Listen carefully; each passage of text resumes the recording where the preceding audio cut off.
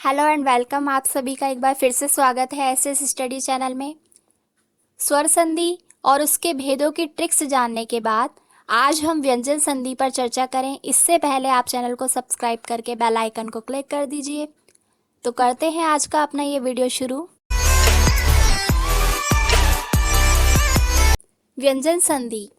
व्यंजन संधि व्यंजन के बाद स्वर या व्यंजन के आने से जो परिवर्तन होता है उसे व्यंजन संधि कहते हैं। जैसे वाक, ईश, वागीश, सत, जन, सज्जन, उत, हार, उद्धार।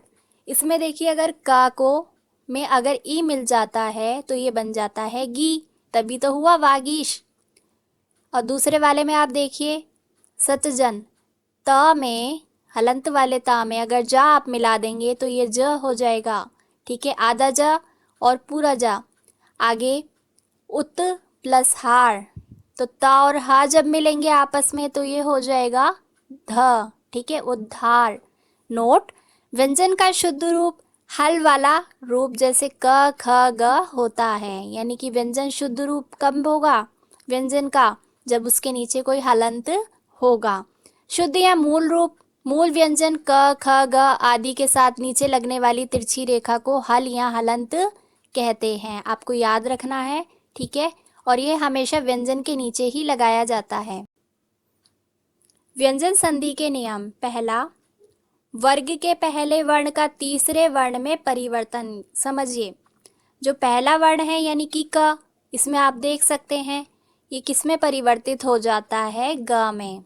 ठीक है, तो किसी वर्ग के पहले वर्ण जैसे क, च, ट, त, आप इसमें भी देख सकते हैं, आपको अच्छे से समझ आएगा, का मेल किसी स्वर अथवा किसी वर्ग के तीसरे वर्ण या चौथे वर्ण अथवा अंतस्थ व्यंजन के किसी वर्ण से होने पर वर्ग का पहला वर्ण जो है वो तीसरे वर्ण में परिवर्तित हो जाता है। आपको और अच्छे से समझ आएगा उदाहरणों की सहायता से। देखिए, क का क्या हो जाता है, ग हो जाता है। कैसे? दिक जमा गज, दिग्गज। इसमें हर शब्द में आप दूसरे वाला वर्ण देखिए, दिक का क और गज का पहला देखिए, तो क और जा ग जब मिलेंगे ये बन जाएगा दिग्गज। तीसरे में परिवर्तित हो रहा है ना। दिक अंत, तो ये गा बन जाएगा, दिगंत हो जाएगा। उसके बाद दिक विजय, तो का जो है वो आगे संधि करते समय क्या हो जाएगा, ग बन जाएगा, तो ये हो गया दिग्विजय। आगे इसमें है वाकीश, तो ये हो जाएगा वागीश। ठीक है, अब हम कुछ चा वर्ण के अक्षर देख लेते हैं कि इनकी संधि कैसे होती है, कैसे इसमें परिवर्तन होता है। तो जो च होता है वो ज हो जाता है। कैसे? अच को जब आप अंत के साथ जोड़ते हैं, उसकी संधि करते हैं, तो ये क्या बन जाता है, अजंत। ठीक है, और अगले वाला देखिए, इसमें अच आदि, तो चा का तीसरा वर्ग में कौन सा है, तीसरा वर्ण ज, तो ये ज बन जाएगा अजादी। ट का डा होना, षट आनंद, तो ट जो है वो डा बन जाएगा, षडानंद हो जाता है इसलिए। षट रिपु, तो षड रिपु हो जाएगा। त का द बन जाता है इसलिए भगवत भजन, भगवद भजन हो जाएगा। उत जमा योग, उद्योग। सत जमा भावना, सद्भावना। सत जमा गुण, सद्गुण। अगले वाले में भी यही रूल अप्लाई करेंगे आप। जो पा है वर्ग का पहला वर्ण तीसरे वर्ण में बदल जाएगा। जैसे पा का बा हो जाता है, अप जमा ज, अब्ज। अप जमा धी, अबधी। सुप जमा अंत, सुबंत। ठीक है, पा यहाँ पर क्या बन गया, ब। अब आते हैं व्यंजन संधि के दूसरे नियम पे। इसमें क्या होता है, वर्ग का पहला वर्ण पांचवें वर्ण में परिवर्तित हो जाता है। ठीक है, यदि किसी वर्ग के पहले वर्ण यानी क, च, ट, त, प का मेल किसी अनुनासिक वर्ण, अनुनासिक समझिए जैसे न की बिंदी वाले, ठीक है, इनसे अगर मेल होता है तो वो क्या बन जाता है, पांचवा वर्ण बन जाता है। यानी कि डा डा ड़ न म, ये बन जाता है। ठीक है, उदाहरण की सहायता से समझने का प्रयास करते हैं। जैसे क का ड हो जाना, ठीक है, वाक में, तो वार्ड में हो जाएगा। पहले क्या हो रहा था, का तीसरे वर्ण में परिवर्तन हो रहा था यानी ग में। ये दूसरे नियम के अनुसार यहाँ पर वर्ण का पांचवें वर्ण में परिवर्तन हो रहा है। आप देखते जाइए इस टेबल की सहायता से। षडमुख का हो जाएगा षडमुख, उत्मंत का हो जाएगा उन्मत्त, तत्मय का हो जाएगा तन्मय, चित्मय का हो जाएगा चिन्मय, जगतनाथ जगन्नाथ।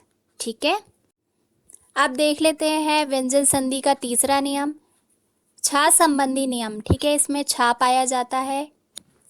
अब आते हैं इसके उदाहरणों की तरफ। स्व जमा छंद, स्वच्छंद हो जाएगा क्योंकि नियम हमारा कह रहा है कि इसमें आप छ से पहले क्या लगा देंगे, च। परिच्छेद हो जाएगा च लगा के, अनुच्छेद हो जाएगा, विच्छेद हो जाएगा। आई होप आपको समझ आ रहा होगा। ठीक है, फोर्थ वाला नियम देख लेते हैं। इसमें ता संबंधी नियम है। ता के बाद यदि च छ हो तो ता का क्या बन जाता है, च हो जाता है। जैसे उत जमाचारण बराबर उच्चारण, उत जमाचरित उच्चारित हो जाएगा। जगत जमा छाया जग छाया हो जाएगा। सत जमाचरित सच्चरित हो जाएगा। ठीक है, जो व्यंजन संधि है इसके यही कुछ नियम है। आगे बढ़ते हैं इसमें ता संबंधी नियम, फोर्थ का दूसरा पार्ट। ता के बाद यदि जा है, ठीक है, या फिर झा हो तो ता का जा में बदल जाता है। ठीक है, ता जो है वो जा में बदल जाता है। कब, यदि ता के बाद जा हो झा हो तब। उदाहरणों की सहायता से समझने का प्रयास करते हैं। सत जमा जन बराबर सज्जन। ठीक है, जगत जमा जननी तो ये जग जननी हो जाएगा।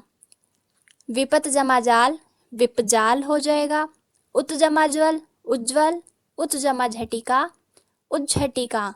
आपको समझ आएगा, आपको कुछ नहीं करना। इसमें जो भी आपको शब्द लिखा दिया गया है उसका आप दूसरा वर्ण देखें और जो दूसरी तरफ शब्द लिखा है प्लस के साइन के बाद उसका आप पहला वर्ण देखें।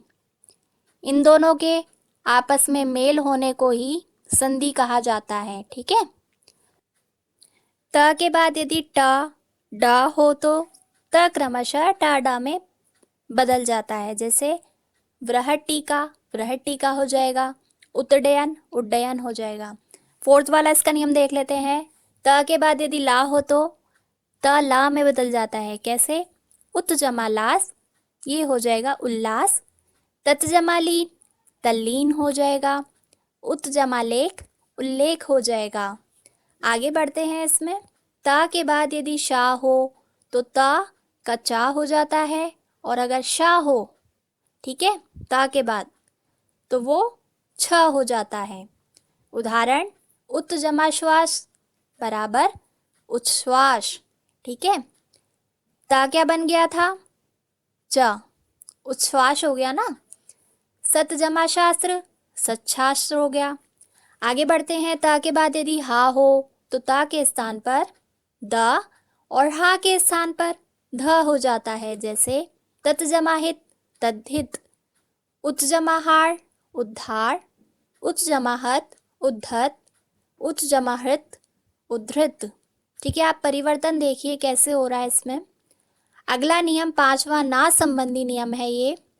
यदि री र और श के बाद ना व्यंजन आता है तो ना का क्या हो जाता है, ण।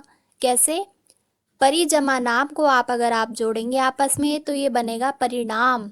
ठीक है, ना का ण हो जाता है, यही तो नियम है। अगला प्र जमा मान बराबर प्रमाण।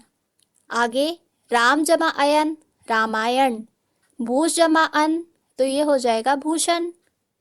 अगला नियम छठा नियम माँ संबंधी नियम। माँ का मेल का से माँ तक के किसी भी व्यंजन वर्ग से होने पर माँ उसी वर्ग के पंचमाक्षर यानी कि अनुस्वार बिंदी वाला, ठीक है, में बदल जाता है। कैसे, समजमा कलन संकलन हो जाएगा। समजमा गति संगति हो जाएगा। समजमा चय संचय, परम जमा तू परंतु, समजमा पूर्ण संपूर्ण। कहने का मतलब है जो माँ है इसमें वो ना की बिंदी में परिवर्तित हो रहा है यानी पंचमाक्षर में। पंचमाक्षर का मतलब है वर्ग का पांचवा अक्षर। अगला है इसका नियम छठे का ही। माँ का मेल यदि य र ल व श स ह से हो तो माँ सदैव अनुस्वार ही होता है। जैसे अब माँ पे ध्यान देंगे क्योंकि माँ संबंधी नियम है। सम जमा योग संयोग हो जाएगा।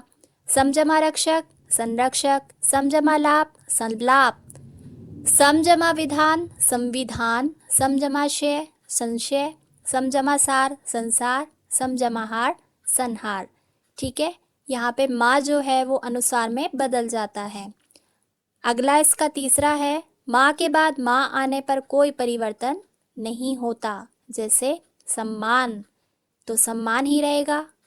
सम जमा मति सम्मति हो जाएगा। ठीक है, विशेष पढ़ लेते हैं इसका। आजकल सुविधा के लिए पंचमाक्षर के स्थान पर प्राय अनुसार का ही प्रयोग होता है। ठीक है, इन्होंने बता रखा है अनुसार का प्रयोग होता है। जैसे सम्मान लिखना है तो आप कई बार बिंदी भी लगा देते हैं माँ के लिए। ठीक है, आखिरी और सातवां इसका नियम है व्यंजन संधि का नियम, सा संबंधी नियम। सा से पहले आ से भिन्न स्वर हो तो सा का श हो जाता है। ठीक है, जैसे वी जमा सम विषम, यहाँ पे सा श में बदल गया षटकोण वाले में। वी जमा सात विषाद, सु जमा समा सुषमा। तो ये थे व्यंजन संधि के कुछ नियम। आई होप आपको अच्छे से समझ आए होंगे। अगला जो हमारा वीडियो होगा वो होगा विसर्ग संधि पर। तो आप हमारे साथ बने रहिए और वीडियो को लाइक कीजिए, शेयर कीजिए, चैनल को सब्सक्राइब कीजिए। और इस वीडियो को पूरा अंत तक देखने के लिए आप सभी का धन्यवाद।